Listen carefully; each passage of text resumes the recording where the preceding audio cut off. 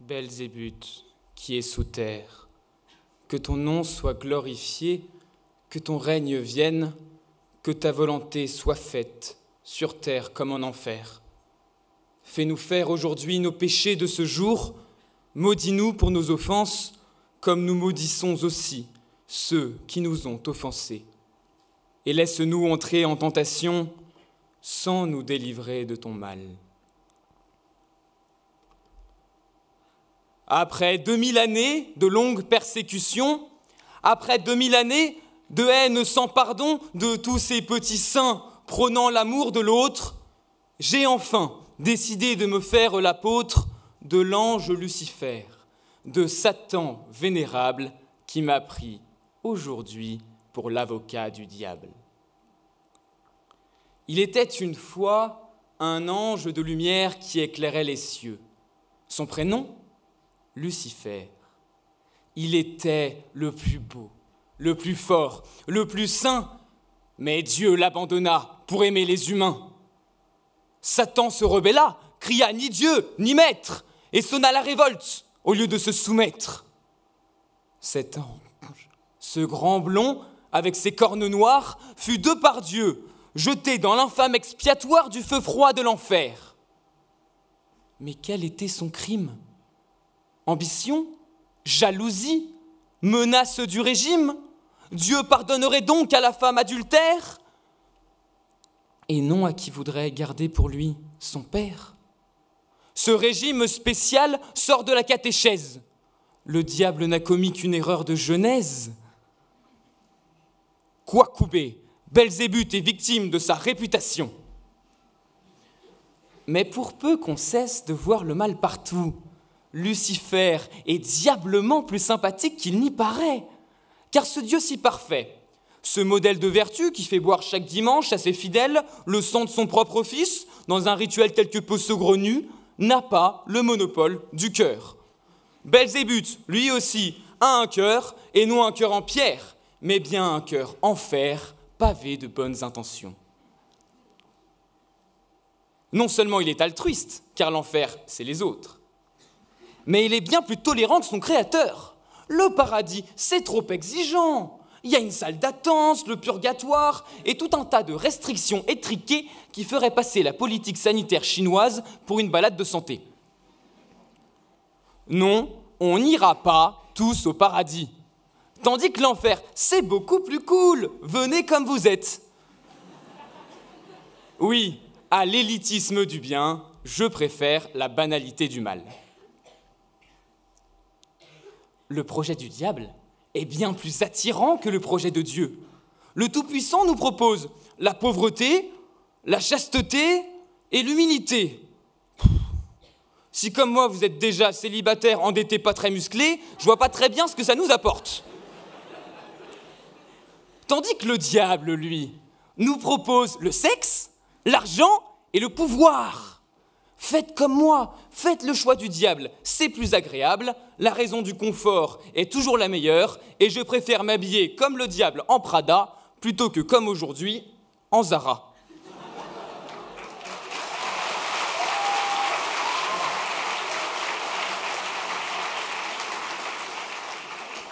Car oui, le démon n'a peut-être pas dans ses atouts de se tenir à carreau et d'avoir la main sur le cœur, mais lui, au moins, il est plein aux as.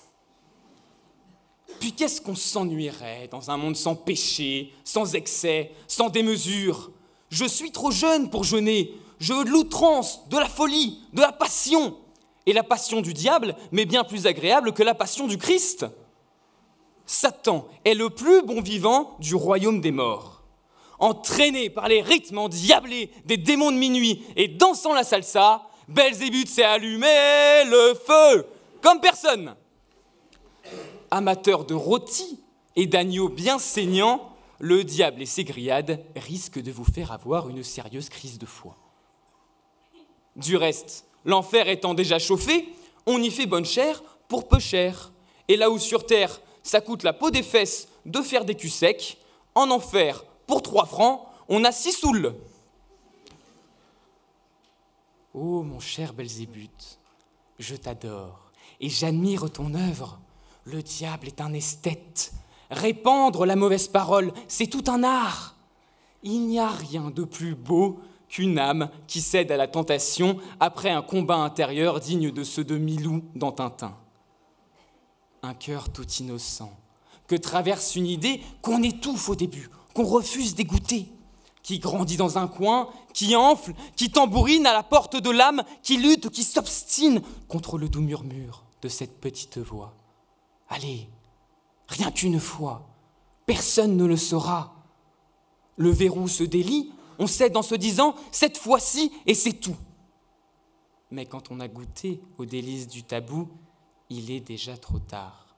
Le plaisir est trop grand, on recommence, encore, en culpabilisant. Chaque fois, on se dit « allez, c'est la dernière », avant de replonger la tête la première, et avant d'avoir pu seulement dire « mon Dieu », ça y est, vous êtes désormais devenu odieux.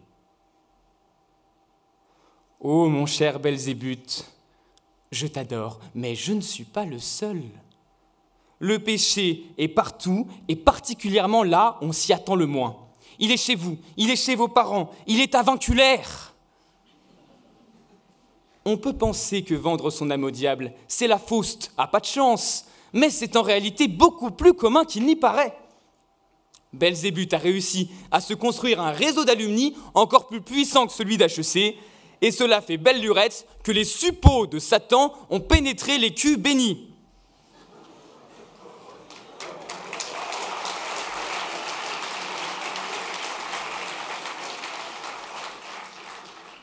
Car depuis que Judas a trahi le Christ pour 30 écus d'argent, ne nous leurrons pas, c'est l'écu qui gouverne les hommes. La preuve, même les plus grands adversaires du diable, les prêtres, ont leurs petits péchés mignons. Ils adorent les saints et prennent beaucoup de plaisir à faire l'enfant. On les envoie alors se confesser, mais pas sûr que ça calme leurs ardeurs. Oui, ce sont toujours les oies blanches qui ont le cœur le plus noir. Alors ne nous fions pas à ceux qui portent un beau costume. Le seul paradis qui les accueillera est fiscal et ils iront comme tous les autres en enfer.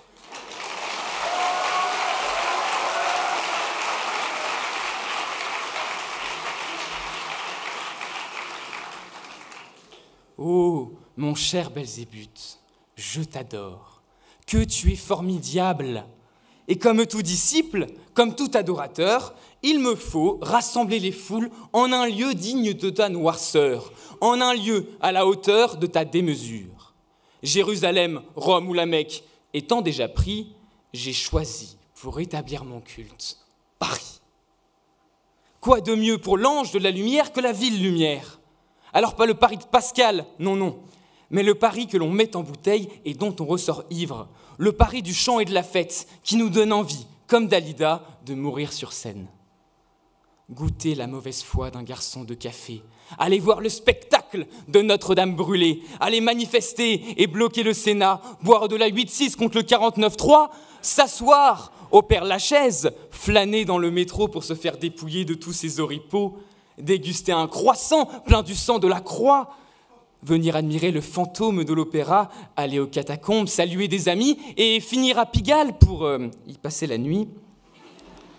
La porte de l'enfer au musée de Rodin conclura la balade du diable parisien.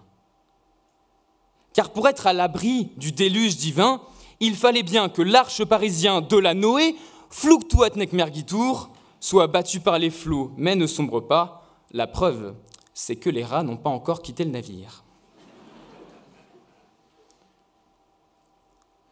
Oh mon cher Belzébuth, je t'adore. Je t'adore car en créant le mal, tu as apporté aux hommes le plus beau des présents, la liberté. Car comment être libre si on est condamné à ne faire que le bien ? Quel mérite y a-t-il à aimer si on ne peut haïr ? Satan, en se rebellant, nous a laissé le choix d'être bon ou mauvais. Belzébuth, c'est la liberté guidant le peuple pour le libérer de la croix d'un Dieu qui, sans le diable, n'existerait même pas. Car pas de Satan, pas de mal, pas de liberté, pas d'amour, pas de Dieu, pas de Dieu, pas de Dieu. Tout le monde accuse le diable du péché originel. Mais attendez, enlevons l'église du centre du village. C'est une bénédiction de nous avoir sortis du jardin d'Éden. On nous présente l'Éden comme un monde merveilleux, mais c'est l'exact inverse. Sans la connaissance du bien et du mal, nous serions condamnés à errer nus, prisonniers d'une cage dorée, comme des animaux ignorants de leurs conditions serviles. Puis dans cette histoire d'Éden, on met toujours tout sur la pomme du diable, mais c'est de la faute de Dieu en réalité. N'importe quel père sait bien que si on dit à son enfant « surtout, tu touches pas », c'est l'exact inverse qui se produit. L'interdire, c'est l'encourager. Ce n'est pas le diable qui a tenté Adam et Ève, c'est Dieu qui a tenté le diable. Alors nous aussi, comme Dieu, apprenons à tenter, apprenons à oser être maléfiques. Alors, quand le poète gît à 6 pieds sous terre, consumé par la vie, dévoré par les vers, il rejette les clés que lui donne Saint-Pierre et se rend, enfin libre, dans le feu de l'enfer. Oh, mon cher Belzébuth, je t'adore, que rien ne nous sépare, pas même, enfin, la mort.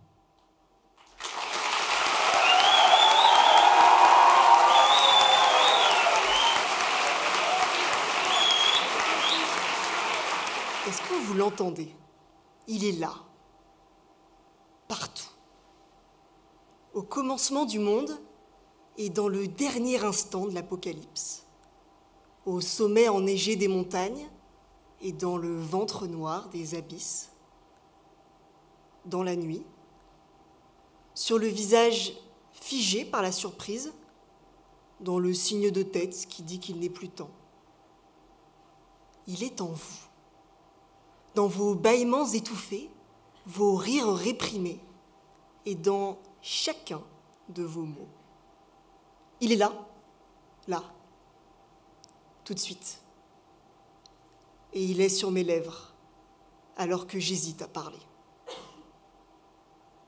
Le silence. Le silence est partout. Il est ce je ne sais quoi et ce presque rien qui s'immisce comme une arrière-pensée. Il vous angoisse, il vous rassure, il ne dit rien. Et pourtant, il dit tout. Il se fait discret, sous-jacent, aussi muet que la photosynthèse. On le remarque à peine. Vous n'êtes pas venu ce soir pour écouter le silence, et pourtant, il a beaucoup à nous dire. Alors, cessez donc de chercher, ô belle curieuse. Et bien que votre voix soit douce, taisez-vous. Je sais ce que vous êtes en train de vous dire, mais elle manque pas d'air, celle-là. C'est vrai que moi qui adore faire du bruit, avec la joie obstinée d'un petit chimpanzé qui aurait trouvé un tambour et qui présente impudiquement ma glotte au premier venu qui veut bien écouter mes petits bruits à moi, je semble bien mal placée pour me faire l'ambassadrice du silence. Mais n'ayez crainte, chers amis, car ce sont là mes dernières paroles. Je suis là pour nous unir au silence et puis me taire, à jamais. Le silence est la chose la plus puissante du monde, en cela qu'elle se donne l'apparence de la plus fragile. Comme un cristal au contour à peine défini, il suffit de nommer le silence pour qu'il se brise. Le silence voit sa silhouette gracile osciller de la vie à la mort au rythme d'une simple syllabe. D'ailleurs, on le remarque souvent en creux, quand le bruit cesse, comme on prend conscience du fait qu'on respirait quand soudain l'air nous manque, ou comme on se ressouvient qu'on est de gauche en entendant un discours de Macron. Et pourtant, quand il s'empare de nous, scotch sur la bouche, verre de scotch trop rempli ou paysage qui nous scotche, c'est un monde qui s'ouvre. Si on dit que le silence est d'or, c'est que même d'un silence de plomb, on tire des trésors de sensations. Tous les sentiments se font plus intenses, presque douloureux. Les joies fulgurantes que les mots dénaturent, le deuil profond, indicible, la peur pure qui vous sèche les lèvres et la colère froide qui ne sort que par l'œil. Lèvres pincées ou mâchoires crispées, Est-ce que vous pourriez faire moins de bruit, s'il vous plaît ? Ou « Mais il va la fermer, sa gueule !» Son bâillon nous ébahit. Et c'est tout un langage qui se crée quand on entend « The Sound of Silence ». D'ailleurs, c'est dans le silence que mûrissent les plus vraies amitiés. Celles où on n'a pas besoin de débats débiles, de potins despotiques et autres logos homologués, et où la simple présence de l'autre nous suffit. C'est Thelma qui conduit en souriant à côté de Louise. C'est les 7 mercenaires, frères d'armes et de silence. Et c'est The Big Lebowski, où « Shut the fuck up, Danny » devient le plus beau symbole de l'amitié. Et pourtant, en ce moment, on l'entend plus beaucoup, le silence. Il se fait muet, en quelque sorte. Pas plus tard que ce matin, je me suis fait arrêter par un journaliste avec une dégaine de danseur de reggaeton et la mèche encore dégoulinante de vulgarité embagousée, qui m'a dit « Bonjour mademoiselle, hier dans les Pyrénées, un jeune adolescent a tué son père à coups de scie sauteuse. Qu'est-ce que vous en pensez ?» Bah, rien. Aussi surprenant que cela puisse paraître, je n'ai pas d'avis original ou constructif sur la question ô combien épineuse du parricide montagnard. Mais aujourd'hui, ne pas avoir d'avis, c'est déjà presque un crime. Vous n'avez pas le droit de garder le silence, et tout ce que vous ne direz pas pourra être retenu contre vous. Harcelé de notifications en pagaille, on pousse même le déshonneur jusqu'à nous faire sonner par un petit oiseau bleu. D'ailleurs, entre nous, je ne me fais aucune illusion. Là, j'ai rangé mon téléphone dans ma poche pour être un peu tranquille, mais ça continue sans moi. Ça discute dans mon fut. Ça parlote dans ma culotte, ça se bagarre dans mon calbar. Et oui. Et tous les champions sont là. Le complotiste qui contemple son sandwich triangle en se demandant si c'est pas un coup des Illuminati pour recruter dans les pique-niques. Le masculiniste qui donne des conseils de drague alors qu'il n'a jamais eu que 2 femmes, Siri et Alexa. Le médecin autoproclamé qui est tellement pas seul dans sa tête qu'il arrive à être une bande de cons à lui tout seul. Les influenceuses à ongles longs et les fachos à idées courtes. Les râleurs du lundi et les traders du dimanche. Les anti-vax et les gens qui se vexent. Les pros de muscu, les cocus, les faux culs, les mascus et tous ces gens dont on a plein le dos. Et tous ces spécimens vont sur Twitter, ils donnent leur avis. Moi, j'écoute leur avis. Un autre mec donne son avis pour répondre à leur avis, parce qu'il trouve que son avis vaut quand même beaucoup mieux que le leur, d'avis. Et puis Elon Musk est ravi, et vous me direz, c'est la vie. Mais nous, au milieu de tous ces professionnels du vacarme, qui se tirent dessus à balles réelles, malheureusement sans le silencieux, on ne s'entend plus penser. Tout le monde veut prendre la parole, c'est à moi. Mais personne ne veut prêter une oreille attentive. Ça manque un peu de silence, tout ça. De ce silence qui nous réconforte quand on est surbooké de boucans et qu'on a l'oreille qui siffle après une longue journée de travail. Pluie sur l'asphalte, bruit mouillé. Porte du métro, bruit sec. En raison d'un colis suspect, bruit maudit. Musique d'ascenseur, ragot de couloir, coup de téléphone, photocopieuse en pétarade, repluie, remétro, recoup de téléphone. Ça klaxonne, ça cliquette, ça cancane, ça craque, crisse, claque. Et là, un pont, désert, au bord de la Seine. L'eau qui ondule mollement, les hauts immeubles qui scintillent dans l'ombre. Et au-dessus, le silence qui plane. Il trône dans l'azur comme un sphinx incompris, uni à un cœur de neige à la blancheur des cygnes. Il est le mouvement qui déplace les lignes et réveille tous nos sens, sans un mot, sans un cri.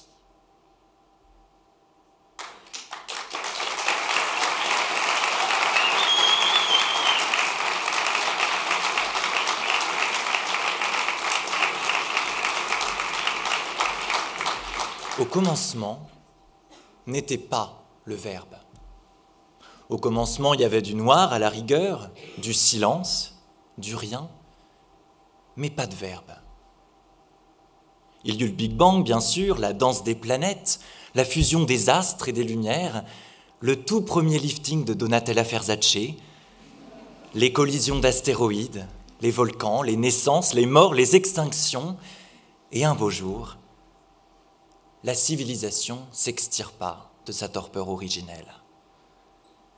Bon, au début, c'était pas grand-chose, forcément. On tâtonnait, on faisait des tentatives un peu artisanales, on taillait le silex, on peignait le mur des cavernes, on chassait le gros mammouth, on allumait des feux dans le silence des forêts.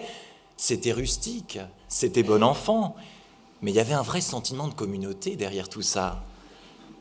Malgré tout, le verbe n'était pas encore là. C'est beaucoup plus tard, en vérité, que le verbe est apparu, vers 3000 ans avant Jésus-Christ. Quelque part, en Mésopotamie, on s'est mis à dessiner, avec de petites formes, des bâtonnets dans l'argile moue.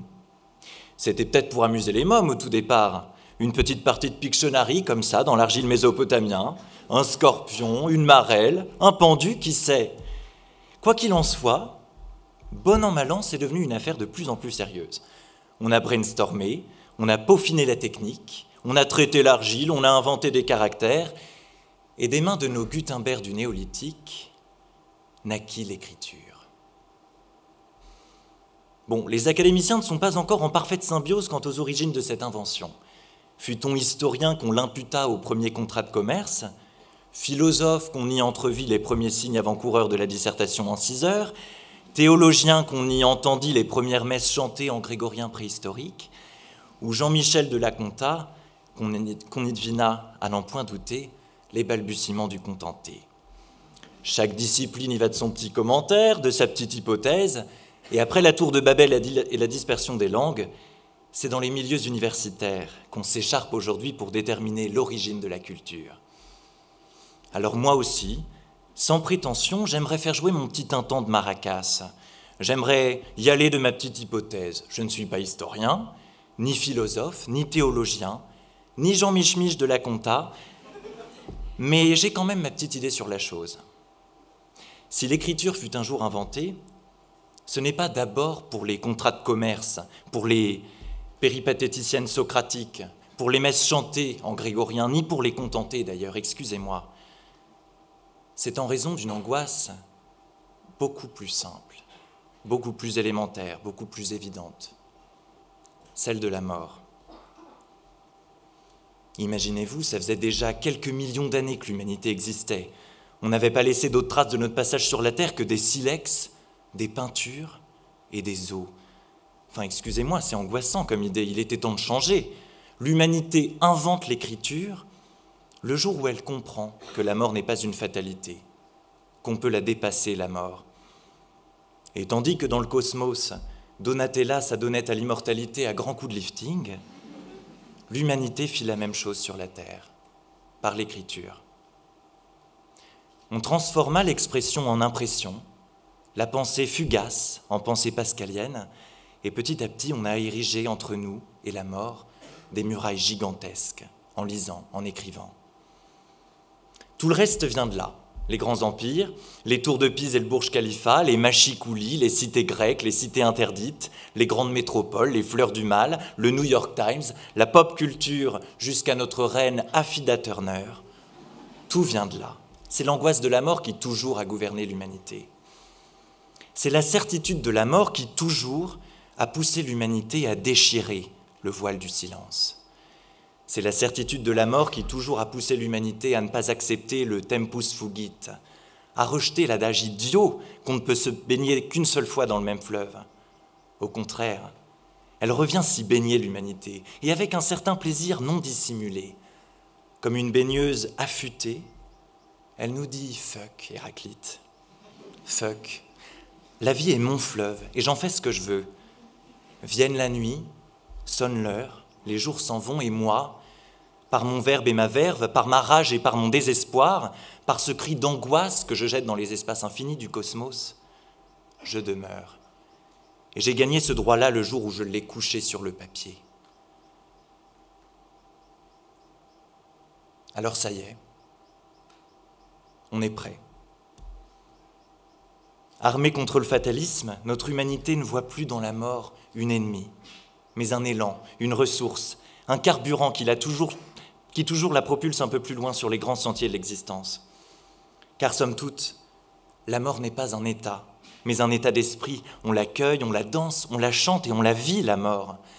De la mort de rire à l'enterrement de vie de jeune fille, de l'amour italien des amoureux à la petite mort des amants, du pendu des salles de permanence à la jouissance de livres morts, on la côtoie tous, la mort. On essaye de l'oublier, on la chasse, on la fuit. Mais lorsqu'on est prêt, elle nous accueille. Et on se jette alors en elle comme on se jette dans des couvertures chaudes à la fin d'une longue journée. On l'épouse, on s'abandonne, et on se laisse penser par elle de toutes les plaies du monde. Au commencement n'était pas le Verbe, mais à la toute fin, tandis que les dernières civilisations s'éteindront et que nous poserons dans le ciel un tout dernier regard en contemplant le déclin des cieux, tandis que nous ferons l'ultime bilan de nos vies, tandis qu'avec nos souvenirs s'éteindra la vision de nos êtres chers, des lieux où nous avons grandi, des odeurs de notre enfance, des vieilles photos qui traînaient dans les tiroirs de nos maisons de vacances, tandis que tout cela prendra fin, nous pourrons dire « je meurs ». Privilège de la langue française. Les Anglais diront « I'm dying », je suis en train de mourir. Les Allemands utiliseront un passif, un peu plus modeste, et diront « Ich bin gestorben », je suis mort. Mais il n'y aura peut-être que nous, en fin de compte, pour avoir ce courage-là, parler sans auxiliaire et sans passif, avec cette forme simple et dépouillée qui n'autorise aucun détour. Je meurs. À la toute fin, il n'y aura plus que ce verbe-là. Et nous la vivrons, la mort, éperdument. Nous l'embrasserons comme l'ultime étincelle de nos vies. Nous la chérirons comme on chérit le battement du cœur des êtres qui ne sont pas encore nés. Et nous dirons, à l'unisson de tous ceux qui sont morts avant nous, « J'ai bien vécu quand même ».